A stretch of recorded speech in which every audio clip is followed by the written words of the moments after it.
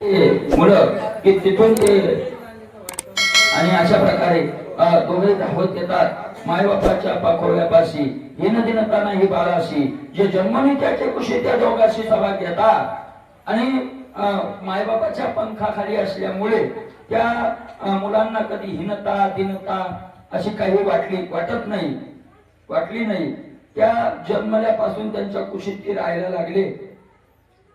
लाडकी लढे वाळे बाळे लाडे पुरविती लाळे लढे देखोनी निवती तिथे डोळे स्नेह आगळे येरा. आणि मुला बाळाचं लेकरांचंही प्रेम त्या मायबापावर आणि मायबापाचंही प्रेम त्याच्यावर एकमेकाकडे पाहून दोघंही आनंदित व्हायचे, दोघांना भाग्यवान मानायचे. लाडकी लढे वाळे बाळे लाडे कोडे पुरविती लढे देखोनी निवती तिथे डोळे स्नेह आगळे येरा.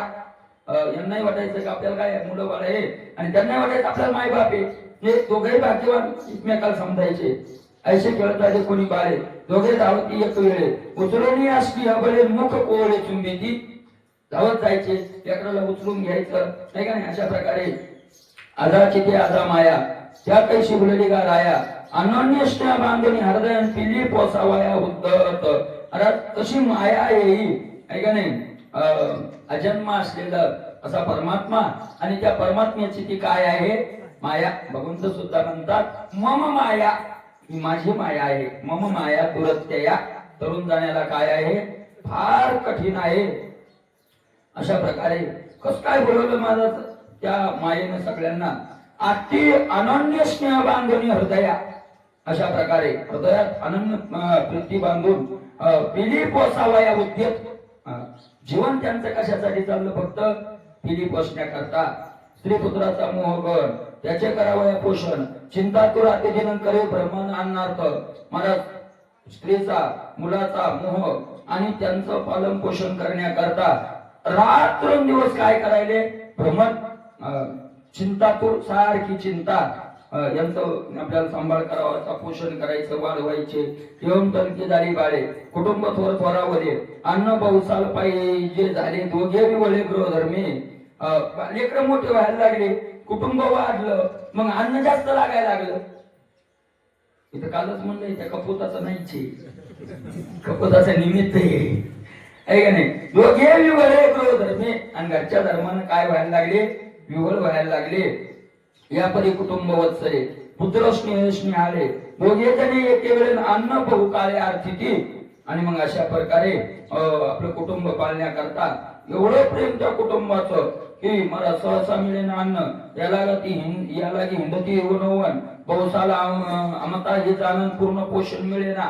आता पोट लेकराला खायला जास्त लागायला लागलं, मग अन्न काय करायला मिळत होता मग चला फिरा चांगला नाही मिळालं की चिंता आहे का नाही. बहुसाल मिळवणी चारा दोघे जणे जाऊ घरा मग आपल्या लेकरं नाना उपचारा प्रति पाळू.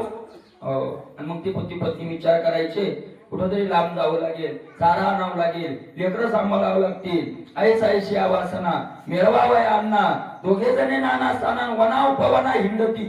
वन म्हणजे मोठं, उपवन म्हणजे छोटं जंगल. फिरायला लागायचे. माता पिता गेली दुरी पुढती पिले निरा भितरी शुद्धनी पिढीली बाहेर निघाली बाहेर या दृष्टी. माता पिता अन्न आणण्याकरता लांब गेले. लेकरांना त्या पिल्यांना घरात भूक लागली आणि मग मला भूक लागल्यामुळे ते निडर झाले, थोडं वाढले होते. पहिले त्यांना त्या खोप्याच्या बाहेर निघायला भीती वाटायची, पण थोडे हिंमत आली त्यांच्या आणि शुद्धीने पिढीली बारीक उकाय लागली. निघाली बाहेर या दृष्टी बाहेर निघाली. प्रारब्ध आहे त्यांचं तिथून पुढे. आता तिथून ते बाहेर निघाले. देवणी कोणी एक लुप्त पक्षी बंधनी अति साधक त्याने ते कपट बालकांना आदर्श देतील. महाराज वनात कोणीतरी एक पारधी त्यानं जाळं टाकलेलं आणि पक्ष्यांना त्यात अडकवण्याकरता अदृष्ट महत्वाचं आहे. अदृष्टी ठीक आहे नाही अदृष्ट आहे अशा प्रकारचं आहे. आणि मग त्या जाळं टाकलेलं तिथे ते प्रारब्धाने गेले. त्याने पसरवणी या काळ जाळे फाशी बांधली ती बाळे कपोतीचे वेळे राखत केवळे राहिला. पसरवणी झाले काळ झाले नुसतं झालं नाही काळ झाले म्हणजे काळानंच ते काय पसरवलेलं जाळं पसरवलेलं. अशा प्रकारे आज ते जाळं टाकलेलं आणि त्या जाळ्यात तो वाट पाहायला लागला की पक्षी येईल आणि याच्यात अडकल्या जाईल. बसून त्या जाळ्यात महाराज काय झालं, त्या पिलांना त्या जाळ्यात त्यानं काय केलं, अडकवलं. अशा प्रकारचं झालं. पाशी बांधलेली ती बाळे, त्या पाशातील लेकरं काय झाले, बांधल्या गेले. कपोत कपोतीचे वेळे राखत केवळे राहिला. आणि आता कपोत आणि कपोती येतील हे त्याला माहिती होतं, पिल्याच्या मागे येणाऱ्याचे, म्हणून तो वाट पाहत राहिला. बालकाच्या अतिप्रीती कपोत आणि कपोती तारा घेऊन येते निडाप्रती लवला आहे. आणि महाराज बालकाच्या अतिप्रीती त्या लेकराच्या प्रेमापोटी ते मायबाप चारा घेऊन आले आणि खोप्याजवळ आले. स्त्री सुखाची आसक्ती त्याचे वाढलेल्या दुःखाची सुती, स्त्री संगे दुःख प्राप्ती सांगो किती अनिवार्य, असंच म्हणताय. स्त्री सुखाची आसक्ती दुःखाला काय आहे, कारण आहे. परत स्त्री पण आता असं जर म्हटलं तर मग गृहस्थाश्रम चालवावा का चालवू नये, असे ऐका नाही. शंकाचे गृहस्थाश्रम चालवावा का चालवू नये, तर यातला शब्द हा महत्वाचा आहे, आसक्ती. गृहस्थाश्रम चालणारच आहे, चालतच आहे, पण आसक्ती. काय गृहस्थाश्रमात आज आपण कथा ऐकतो मागच्या पासून. आज वशिष्ठाचे 100 पोरं मारले. किती पोरं मारले? 100 पोरं मारले, 100. आणि ते कोणी राक्षसांनाही मारले, विश्वामित्रानं मारले. विश्वामित्रानं मारले 100 पोरं. महाराज निसंतानच करायचं म्हणे याला. 100 पोरं मारले. आणि 100 पोरं मारल्यावर 100 पोरं मारल्यावर विश्वामित्र झाडावर बसला वशिष्ठाला मारायला. यालाही मारून टाकायचं. वशिष्ठाला मारायला बसला. वशिष्ठ त्यांची पत्नी बसलेली अरुंधती. आणि वशिष्ठ ऐकू लागला तो काय बोलतात. ती बायको जायचं वाट पाहू लागला. ती गेली की याला मारायचं. महाराज त्या दोघांचं बोलणं चाललं. सहज विषय निघाला, लेकराचा विषय नाही. की मग तो म्हणला आहे का तुला सांगू का, विश्वामित्र खूप चांगला आहे ग. कोण म्हणायले? वशिष्ठ खूप चांगला आहे. जरासा त्याचा अहंकार जर कमी झाला ना, जरासा मीपणा जर कमी झाला ना, तर त्याच्यासारखा महात्माच नाही. काय तपश्चर्या आहे. अगं त्या विश्वामित्रासारखी तपश्चर्या ताकद नाही, माझी नाही, कुणाचीच नाही विश्वात ताकद.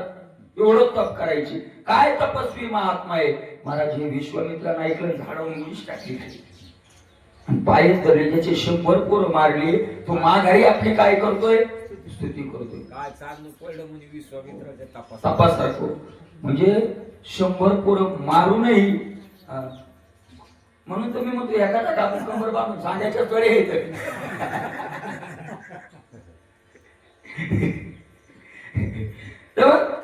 आता मला सांगा, 100 झाले आनंद नाही, 100 मेले दुःख नाही. एवढं आसक्ती रहित गृहस्थाश्रम करायला त्याला दुःख नाही.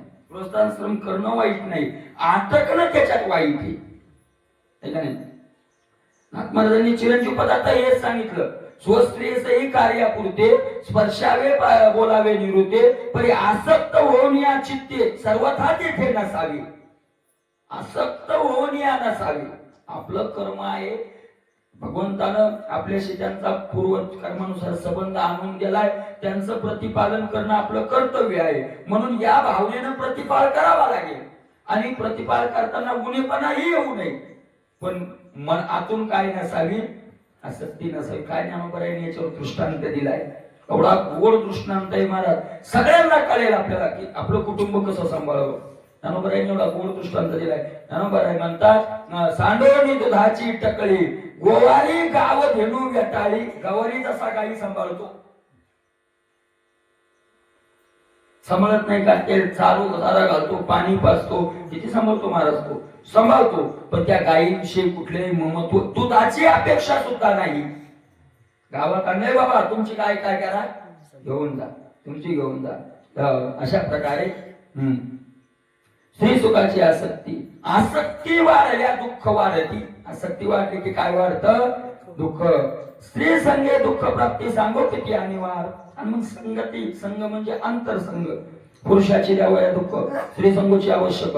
पुत्र पुत्र दादा देखील नाना दुःख भोगवी. एक दुःख नाही, नाना पुत्र पुत्र पुत्र म्हणजे नातू, मुलं नातू येऊन तो सगळं.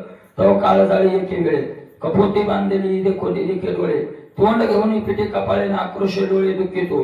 तो काळ जाळी एके वेळे आणि मला त्या काळानं पसरवलेलं ते झालं कपोता आणि त्या कपोतीनं पाहिलं की आपले बाळ लेकर त्यात बांधले गेले तोंड पिटी घेऊन पिटी कपाळे मग कपाळावर आणून रडायला लागले आक्रोश करायला लागले दुःख करायला लागले बाळे चरपडीता देखे जाळे अकरंदोनी जे आरवळे बाळा समोर धावे गळगळे दुःखी तळवळे दुःखितो बाळे चरपडीता देखे जाळे लेकर त्या जाळ्यात चरपडताना पाहिले आक्रोश करायला लागले आरवळ्या यायला लागले लेकरा पुढे जायला लागले दुःख तळमळ दुःख द्यावं या व्रताराशी अखंड कपोती चाललेली कैशी शतगुणी स्नेह वाढला तसे मृत पुत्राशी लेखणी आणि मला जाता ती आपल्या पतीकडे निघाली त्यालाही दुःख सगळं अशा आक्रोश करून चालली मला ते लेकर जाळ्यात पडलेले पाहून त्यांच्याविषयीच 100 पटीनं प्रेम वाढलं महाप्रेम वाढलं मरण दिसायला लेकराचं पुत्र स्नेह केले वेडे गुण आता आठवणी रडे हिता हित न रेखे पुढे बळेचे पुढे झाला तो मला मुलाचं प्रेम पाहिलं त्यांचे गुण आठवायला लागली रडायला लागली ऐका नाही आपलं हित होईल आता कान हित होईल हे पुढं पाहिलं आणि त्या चाळ्यात काय केली तिनं उडी मारली लेकरासाठी माया मोहे गुळली कैशी जेत बांधले देखे पुत्राशी ते जाळे घाली आपण अशी मोहे पिशी ती केली काय माया आहे नाथ महाराज म्हणतात त्या मायाच्या मोहानं कशी बोलली महाराज अशा प्रकारचं जग जिंकणं सोपं आहे पण माया जिंकणं काय अवघड आपल्यासारख्याला सोडा आपण तर काही बोलत नाही आपल्याकडे पण अर्जुनासारखा त्याने संग्रामी हरव जिंकला निवांत कवचाचा ठाव फोडलेला तो अर्जुन क्षणे याच अशा 2 ववे पहिल्या दुसऱ्या त्याने संग्रामी हरव जिंकला निवांत कवचाचा तो अर्जुन मोहे कवळीला क्षणामाची मोहे एक क्षण सुद्धा लागू दिला नाही एवढा मोठा अर्जुन भगवान शंकराने युद्धात प्रसन्न करावं भगवान शंकरांनी ज्यांनी म्हणावं की खास योद्ध आहे त्यानं सुद्धा काय केला त्याला सुद्धा मोह आणि क्षणही लागू दिला नाही हे आदी पुरुषाची माया ब्रह्मिया ही नयेची आया अशा प्रकारे त्या जाळ्यात तिने उडी मोह पिशी केली त्या मोहानं काय केलं तिला वेळ केला अंतरला स्त्री बाळकी कपोता तो एकाएकी रुदन करी अधोमुखी नात्यो दुःखी विलपितो अंतराला स्त्री बाळकी ऐका नाही आणि तो त्या बायकोपासून लेकरापासून अंतर झाला कारण ते सगळे जाळ्यात पडले आता कपोता एकटा राहिला तो रडायला लागला ऐका नाही अति दुःखी विलाप करायला लागला जीवावनी प्रिय अधिक ते निर्जीव देखील बालक अनुकूल अनुरूपण भारी अधिक अंतरलेले मला जीवापेक्षा प्राणापेक्षा आणि प्रेम असलेले लेकर मेलेले पाहिले आपली पत्नी त्या जाळ्यात पाहिली आणि मग धर्मार्थ आणि काम या तेचा ग्रहस्थाश्रम तो मंगला के अनाश्रम अतृप्त काम सांडोनी धर्म अर्थ काम हे 3 पुरुषार्थ ग्रहस्थाश्रमाचे धर्म अर्थ आणि काम अशा प्रकारचे तिचाच आश्रय म्हणजे ग्रहस्थाश्रम आहे का नाही अशा प्रकारे तो भांगला आता पत्नी गेली मुलं गेली की ग्रहस्थाश्रम काय झाला भांगला काय राहिलं त्या संसारात काय राहिला आता आणि मग अतृप्त काम सांडूनी हे महत्वाचं आहे आपल्या इच्छा पुढं काय राहिल्यात आता राहिल्या आणि मधातच बंद पडलं पूर्व पापाचा आवरतो मध सांडवणी अकृतार्थो माझा काम नव्हता तृप्तून धर्म कामार्थो भंगाला पूर्वचं पाप काहीतरी माझं उदयाला आलं आणि मला आता पुढं काही कार्य करायचं काही धर्म करायचा इच्छा पूर्ण करायच्या हे सगळं मधात बंद पडलं गृहीत वर्गोची भंगाला 4था पुरुषार्थ असे उरला तो साधी घेऊन वैला आश्रम भंगल्या क्षिती काय गृहस्थाश्रम आता काय झालेला आहे माझा तर भंगलेला आहे आणि गृहस्थाश्रम भंगला म्हणजे धर्म अर्थ काम आणि मोक्ष तिन्ही पुरुषार्थ काय झाले भंगले नाश पावले बंद पडले अशा प्रकारे 4था पुरुषार्थ जो मोक्ष आहे तो तर काय झालेला आहे का उरलेला आहे एक राहिला धर्मार्थ काम आणि मोक्ष तो अगोदर साध्य करून घेऊया अशा प्रकारचं मोडलेल्याची काही मनात चिंता आणायची नाही तो आश्रम मला तो काय म्हणतात त्याला पुरुषार्थ प्राप्त मोक्ष करून घेण्याकरता त्याला सहकार्य कोणाचंही लागत धर्मार्थ आणि काम आहे का नाही मला यज्ञ करायचा तर त्याला पत्नी लागते कोणताही करायला अशा प्रकारे एखादी पुंगत घालायची तर पैसाही लागतो आहे का नाही पण मोक्षाला काही लागत नाही आयुष्य मनुष्य जरी निगुती या अर्थे मी दुर्मती विषय वासना नुसरते कैशी मुक्ती साधेल असं तुम्ही म्हणसाल की त्या मोक्ष साधून घ्यायचा होता ना, बरं झालं गेले उद्धव बाबासारखं तुला बरायचं बायको मी गोकटकडे गेली असं म्हणावं त्यानं म्हणावं म्हणणं सोपं आहे.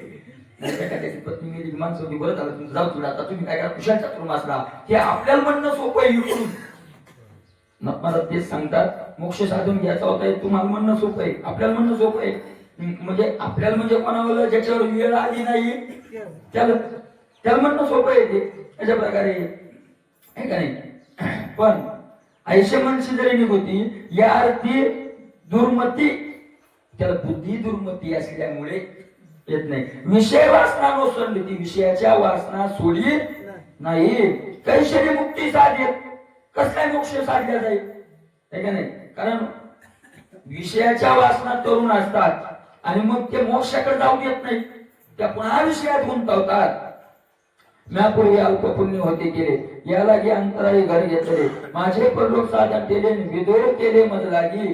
अशा प्रकारे म्यापूर्वी अल्प पुण्य होते केले मी पूर्वी थोडंफार पुण्य केलं होतं म्हणून काळानं माझं घर घेतलं मला एकटं पाडलं पुण्याने युक्त पाडलं माझं थोडंफार पुण्य असल्यामुळं आणि माझं काय झालं विदूर करून टाकलं म्हणजे आधूर करून टाकलं आणि माझं परलोकाचंही साधन काय करून टाकलं बुडून टाकलं. विदूर केले म्हटलं की का गृही असता गृहस्था काय परलोक साधे समजता इतराची असो कथांमत साधनता तो होती का गृही असता गृहस्था काय परलोक साधे समजता.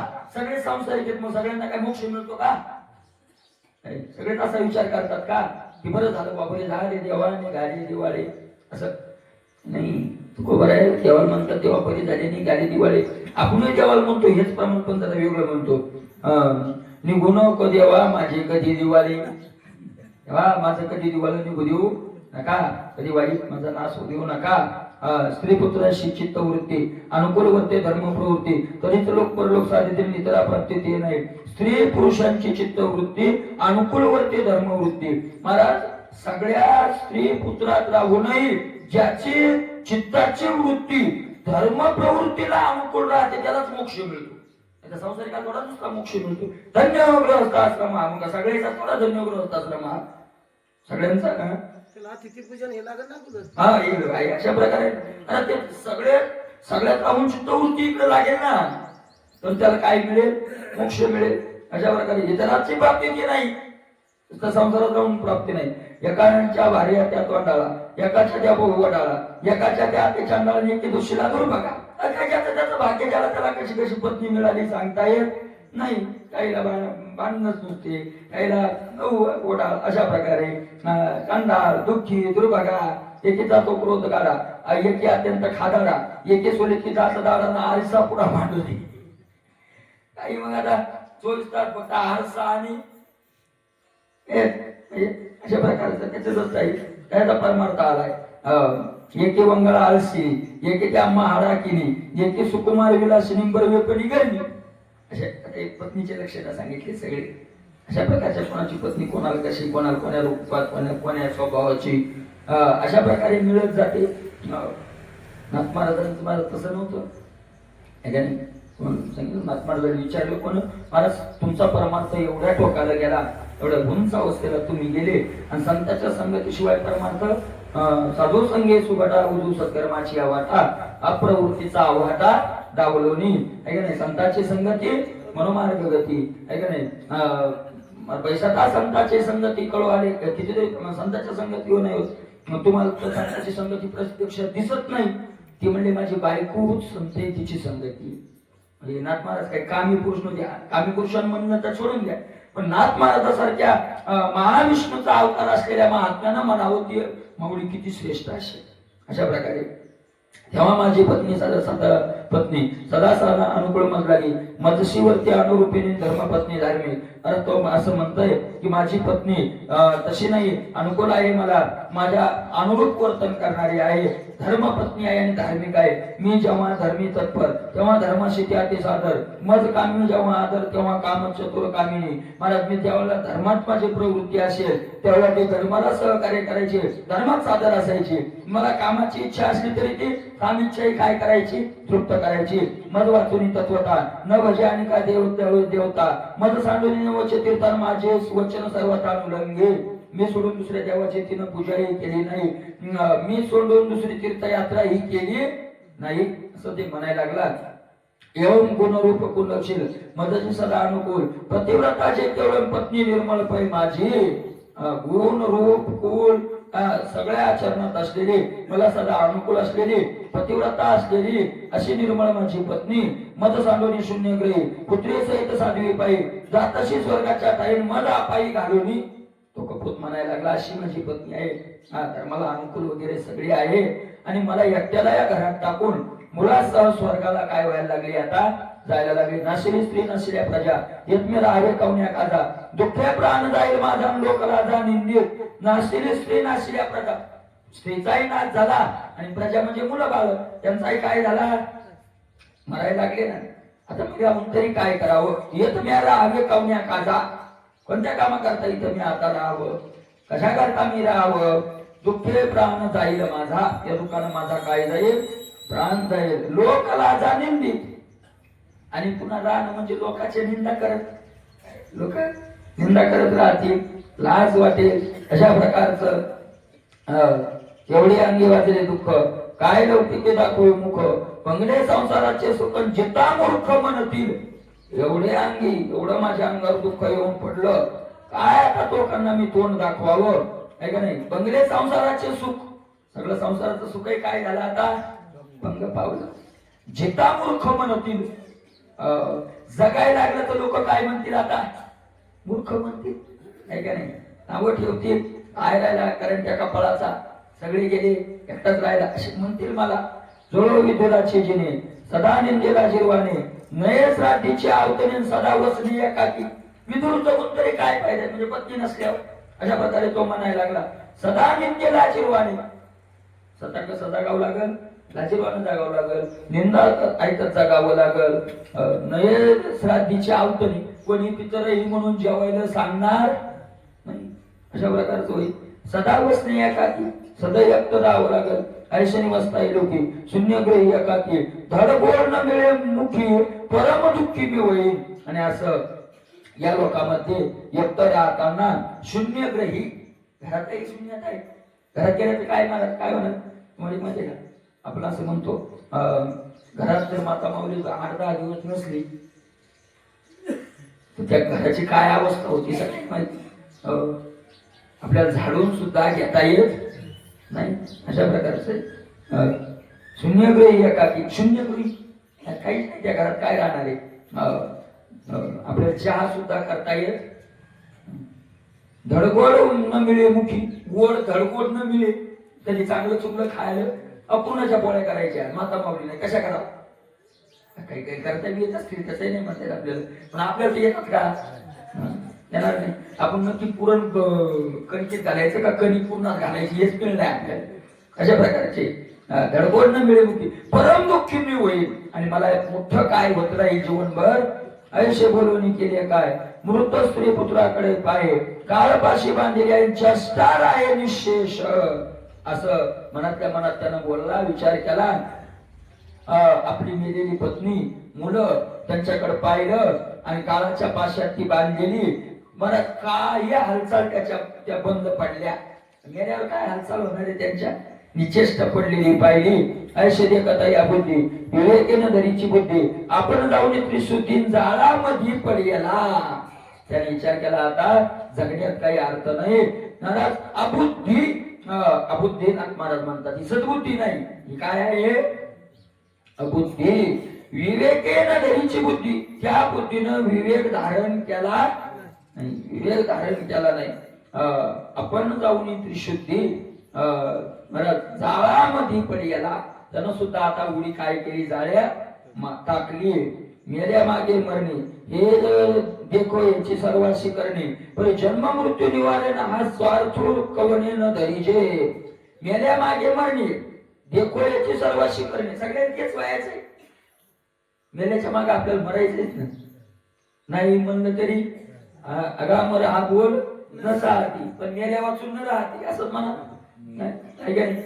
मेल्या वाचून राहते का अगा हगा रोग काही रोगी आवडी दरिद्री बऱ्याची दुसरी बोलू नका देहाच्या गावा आल्या जन्म मृत्यूच्या सोहळ्या ना बनवण्याची धनंजयाची या परी नाही म्हणताच येत नाही म्हणलं तरी त्या तो सोहळा बघावाच लागतो अशा प्रकारे सर्वांशी याची करणे सर्वांना ते करायचंय एक दिवस जायचंय तिकडं मरायचंय एक दिवस परी परी परी परी महत्वाचे जन्म मृत्यू निवारणे हा स्वार्थ कौनो न धरीजे पण हा लोक कोणी धरत मरायचंय आपण म्हणतो महाराज आपल्याला एक दिवस मरायचंय नाथमाराजाला हे म्हणायचंय आपणही म्हणतो एक दिवस मरायचंय नाथमाराजाची इच्छा आहे आपण असं म्हणावं की आम्हाला एक दिवस नाहीच मरायचंय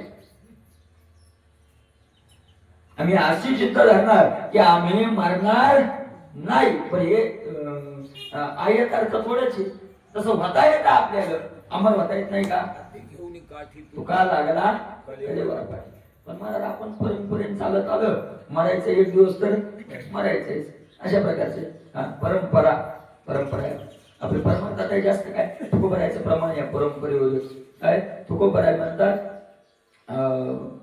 म्हणजे मागून जे करत आले तसा पुढे करत गेले तसा मागचा करतो एक देखील आगे एक पाया एका महाराज पंढरपुरात उभा असला आणि 10 जण चालले गावातले एका मग तो उभा असला की एकदम केला त्याला बरं महाराज दिसायला एकदम दिसायला तो पडला पाया पडला की बोलला इनूच पाया पडली आणि ते इतके 50-50 पडलेले पाय घेऊन दुसऱ्या गावचे पुढच्या विचारत कुठे आपल्याला नाही माहित कुठे आपल्याला नाही माहित आणि माहित त्याच्या पाया कसं काय पडले रामकृष्ण भाऊ येडशीकर बाबा दृष्टांत सांगतो खूप मोठे महात्मा ते सांगायचे म्हणजे दृष्टांत एकदा काय केलं म्हणजे त्यांनी पंढरपुरात चातुर्मासात राहिलेले लोक ते दररोज परिक्रमा करायची सकाळी स्नान केलं की परिक्रमा आणि मग ती पुढे झेंडा घेऊन चालायचे त्यांच्या मग अनेक झेंडेवाले म्हणजे दिल्ली म्हणून नाही कोणी इथं कोणी तिथं पण ते वेळ एकच सगळ्यांची मग ते सगळे लोक ते झेंडा घेऊन आजही करतात ते चातुर्मासात राहतात त्याचा झेंडा उचलला की परिक्रमा ते करायला लागले त्या निवृत्तीनाथाच्या मंदिराच्या पुढे त्यावेळेला म्हणे इकडून एक पिक्चरची टाकी होती ते रामकृष्ण भाऊ गेले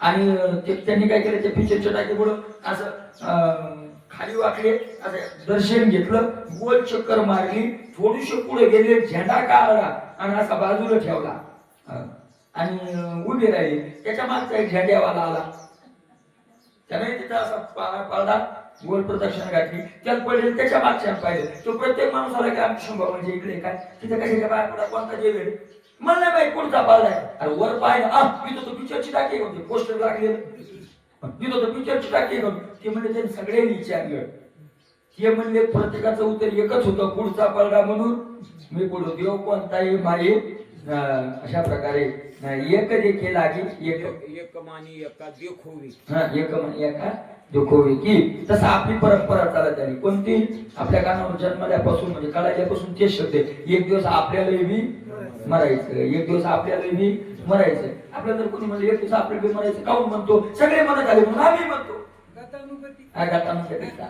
पुढचे केले म्हणून मागचे म्हणायला लागले पुढच्यानी म्हणायला पण एखादा कोणीतरी विवेकवान बुद्धिवान निघतो तो म्हणतो सगळे मरायचं म्हणतात पण मी म्हणतो मरायचं नाही आणि उलट पाहू नाही उलट पावायला ताकद लागते बरोबर आहे का नाही मी एका परमात्माच्या एका महात्म्याला म्हणलो होतो सावधान बाबा कशाला काय करायचं असं पैसे घ्यायचं त्यावेळेस असं आपल्याला काय लोक करायला तसं करत राहायचं प्रवाहात चालत राहायचं जसं लोक करतात तसं करायचं प्रवाहात चालत राहायचं मला काय बुद्धिमान लोक असतात महात्मे त्यांनी मला उत्तर असं दिलं की बोलायचं कामच नाही दिलं जे म्हणजे प्रवाहात वाहत राहतो त्याला प्रेत म्हणतात मला सुद्धा कोणीकडे वाहत प्रवाहात वाहत राहतो त्याला प्रेत म्हणतात जिवंतपणाचं लक्षण आहे उलट वाहन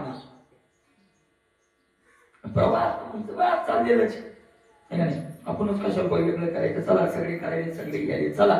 त्यांनी सांगितलं मला राग घाले पाणी, त्यांनी सांगितलं तसं नाही, त्याला प्रेत म्हणतात, आहे का नाही? प्रेत सुद्धा निश्चिष्ट पडलं की पाण्यात पडतं, त्याच्यात काय उलट पावायचं अशा प्रकारचे. आणि मग मला उलट पावणारा सगळ्यात समस्येला तोंड द्यावं लागतं अशा प्रकारचे. तुम्ही पाहा एखाद्या गावात इंदुरकर महाराजाचं कीर्तन असेल,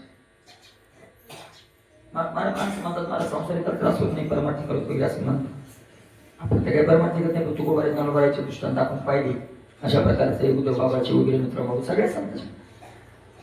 एखाद्या गावात इंदुरकर महाराजाचं कीर्तन आहे, रस्ता बारीक आहे, म्हणजे एकच गाडी जाऊ शकते, डबल रस्ता नाही. आणि कीर्तन इंदुरीकर महाराजाचं सुटलं, आता मला तो रस्ता 2 किलोमीटर आहे आणि पाणीचा रस्ता म्हणा, आणि त्या रस्त्यानं निघाल्या गाड्या, किती निघली असतील गाड्या, आता ते काय म्हणजे गंगाच निघली माणसाची अशा प्रकारे. आणि एकूण एक जण मोटरसायकल घेऊन तिकडं चाललं, तिकडून येणारा त्रास आहे का इकडून गावाकडे जाणारा त्रास आहे? कारण ते सगळ्या प्रवाहाच्या कुठं चाललाय, उलटा चाललाय, उलटा चाललाय. मायेच्या उलट चालणं महाराज. परमार्थ चालणं म्हणजे कोणाच्या उलट चालणे, मायेच्या विरुद्ध चालणे. हे प्रवाह म्हणजे समाज, म्हणजे समाजाच्या विरुद्ध नाही, मायेच्या विरुद्ध, काम क्रोध लोभाच्या काय चालणे, विरुद्ध चालणे. आणि त्यांच्या विरुद्ध चालल्यावर तिकडून येणाऱ्याच्या मग आता ते धक्के खावं लागणार, बोलले कळत नाही या कुठे गाडी घेऊन आला ते जाऊ दे लोक, म्हणजे सगळंच होणार अशा प्रकारे. आणि महाराज अशा प्रकारचं मेल्या मागे मरायचंच आपल्याला, एक दिवस आपणही मरणारच आहे. पण जन्म मृत्यू निवारणे हा स्वार्थू कवण्यानं धरीचे, हा लोक कोणी धरत नाही की याची देही याची डोळा भोगू मुक्तीचा सोहळा. हे तुकोबरायांनी लोभ धरला. मरण आणि हे कोणी आणलं, आपल्याला आणता येतं. तुकोबरायला आपल्यापासून काय वेगळं होतं? तुकोबरायला आपल्यापासून वेगळं नाही, आपल्यापासून खूप कमी होतं तुकोबरायाच्या संसारिक जीवनात. तुकोबरायाचा स्वतःचा अभंग भावाचा, ठीक आहे, तुकोबरायाचा अभंग आहे. मी सदैव सुडके जवळ येता चोर काके जाऊ कृती विके कुत्रे करा राखी दिन अंगानो कायशी सांगा नाही तरी वाया भागा तोरपणा अंगा तरी आयशे नावे अक्षय साचार केले सायसानी घर एरंडाशी आर दुधा बार नसाती धन कण घरोघरी पोट भरी विकेवरी जतन ती करी कोण घेऊ गुरे वासरे झाले सकळ निश्चिती भांडवल शेण माती जळजळीत भिंती वृंदावने तुळशीचे. दोन्ही प्रकारची संपत्ती सांगितली तुकोबरायांनी. परमार्थिक संपत्ती सांगितली आणि सांसारिक संपत्ती. एका चरणात सांसारिक संपत्ती आणि एका चरणात परमार्थी, किंवा काही चरणात आहेत अर्ध्या चरणात सांसारिक आणि अर्ध्या चरणात परमार्थी. धनकन घरोघरी पोट भरे विकेवरी, हे संसार आहे आमचा, विकेवर आमचं पोट भरतं, आमचा संसार आहे. पण आमचा परमार्थाचं वैभव आहे पोट भरे विकेवरी जतन ती करी कोण गुरे वासरे, हे परमार्थिक वैभव आहे. काय करायचे आम्हाला जतन करायचे, कशाला जतन करू आम्ही? आम्ही काय त्याच्यातले आहोत का? आम्ही त्यापासून काय आहोत, वेगळे आहोत. अशा प्रकारचे काय करायचे धानी सकळ निश्चिंती, ही परमार्थातली संपत्ती आहे. तुमचं भांडवल काय जे असेल ते असेल. ब्राह्मणाचं भांडवल वेगळं, क्षत्रियाचं वेगळं, वैश्याचं वेगळं आणि शूद्राचं वेगळं. भूमी बीज नांगरू या भांडवलाचा घेऊन दारू, आपलं भांडवल सांगितलं. अरे तुको बराय म्हणता धन काय झाले भांडवल शेण माती, काय जळजळीत भिंती वृंदावने तुळशीचे. नाही तुका म्हणे देवा अवघा निरविला देवा कुटुंबाची सेवा तोची करी आमुच. असं कोणाच्या मनात येत नाही की हा असा स्वार्थ कोणी धरत नाही, असा लोक कोणी धरत नाही की मला जन्म मृत्यू निवारण आहे. हा जन्म आणि मृत्यू आपल्याला काय करायचा, निवारण करायचा. याच्यातून पापा स्त्री पुत्रा कारणे आपुलाही जीव देणे पण भगवत पदवी साधने हे न मने मने सर्वता. मला मुलासाठी बायकोसाठी जीव द्यायला तयार होते, जीव द्यायला पण तयार होतो. पण भगवत पद साधायचं हे कोणाच्याही मनात येत, जीव द्यायचं मनात येतो पण देव साधायचं मनात येत नाही.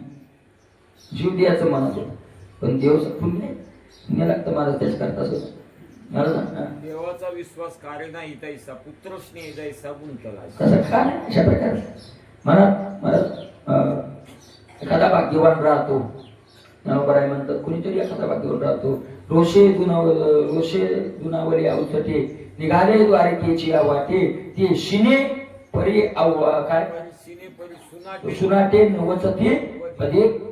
एखादा वाक्य जर रुसलं साधा शिव आणि रुसून गेलं म्हणजे पाहिला रात तमाशा. आणि एक जण रुसलं नकोच म्हणला, रुसून तर कुठं तरी जायचं, रुसलं द्वारकेच्या मार्गाला लागलं, कना कना कना कना कना द्वारके निघालं. बाई तिथे त्याचं फळ पडणार पहिलं अचानक निघालं आणि कोण्या वाटेला लागलं, द्वारकेची वाटे निघालं, पंढरपूरला निघालं. चला कार्तिकी चालू आहे, जाऊ काढ्या लोक तिथं निघालं. अरे पण ते गेलं, पण त्याचे पाय फुकट शिनले, एक धामाचं त्याला कुत्र पदरात पुण्य पडलं. पण ती पदरात पुण्य पडण्याकरता अगोदर थोडं काय लागतं, बुद्धी यायला तशी. बरी काय त्याची बुद्धी तशी नव्हे. माऊली म्हणतात काय करावं बुद्धी तशी होत नाही. पापा स्त्री पुत्रा कारणे आपला हे जीव देणे, आपला आपण मारायला तयार. पण भगवत पदवी साधने हे न मने मने सर्वता मनानं असं म्हणतच नाही की आम्हाला काय करून घ्यायचे, भगवत प्राप्ती करून घ्यायचे. अशा प्रकारचं कधी मनात येत नाही. असं जर मनात आलं तर निश्चित भगवंत काय करतो, भगवत प्राप्ती करून देतो. भगवंत अशा प्रकारचा आहे. आपली वेळ झालेली आठवत गेले आता वगैरे या त्या संपत थोड्या वगैरे राहिले, उद्या आता शेवट जाईल अशा प्रकारचं. आणि साधारण महाराजाचं कीर्तन होईल उद्या. कालाही त्यांनाच करायला लावायचं आहे असं मी म्हणतोय. म्हणलं नाही त्यांना अजून, पण खाली थोडं म्हणून म्हणलं आज संध्याकाळी उद्या पण म्हणून काला सगळे आपण म्हणलं तर करतील, सगळे आपण म्हणलं तर करतील.